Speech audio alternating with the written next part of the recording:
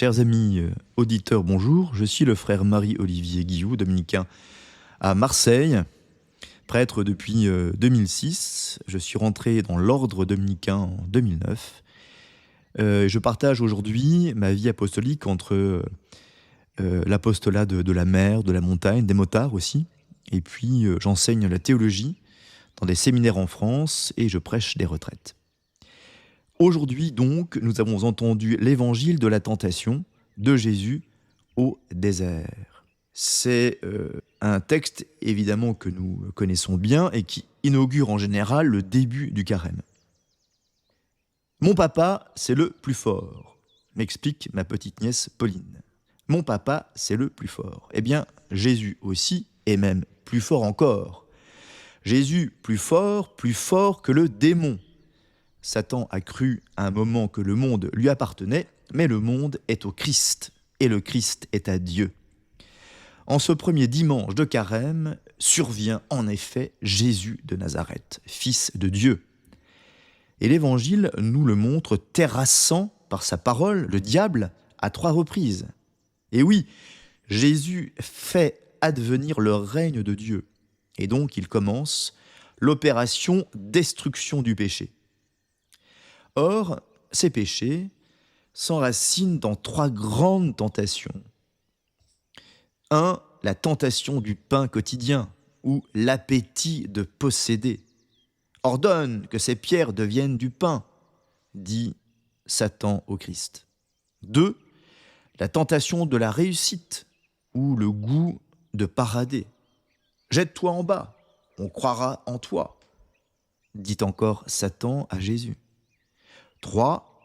La tentation du pouvoir ou l'ambition de dominer. Tous les royaumes de la terre, dit encore Satan, je te les donnerai.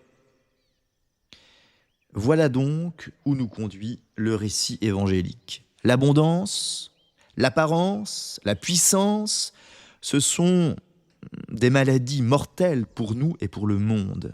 Mais, heureuse nouvelle, aujourd'hui, le Christ en est victorieux.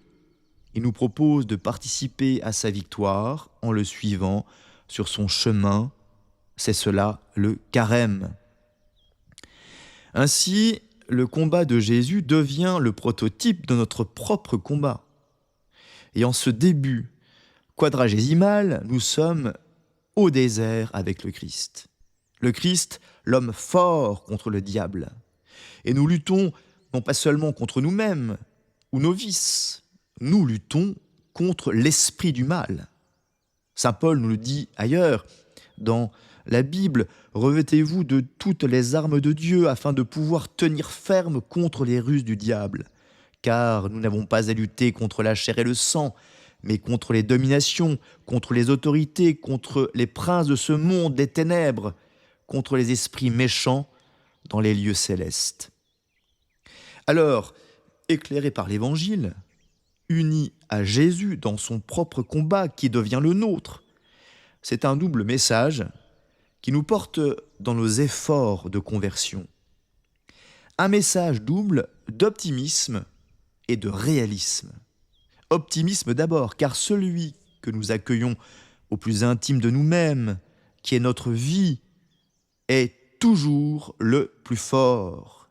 Tant que nous demeurons en lui, dans le Christ, je veux dire, nous sommes en sécurité et jamais les forces du mal ne prévaudront en nous.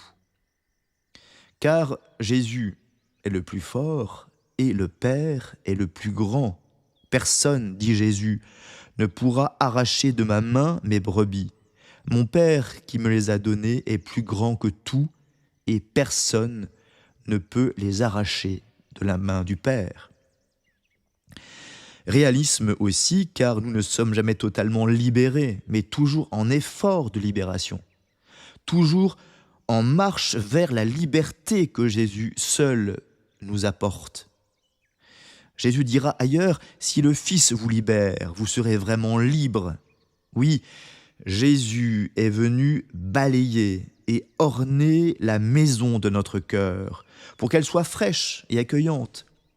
Et nous nous sommes réjouis d'y sentir parfois la bonne odeur du Christ.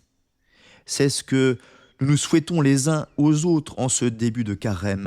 Alors, à nous maintenant, plus que jamais, d'entretenir cette demeure de Dieu en nous et de n'y laisser entrer que celui qui apporte la paix.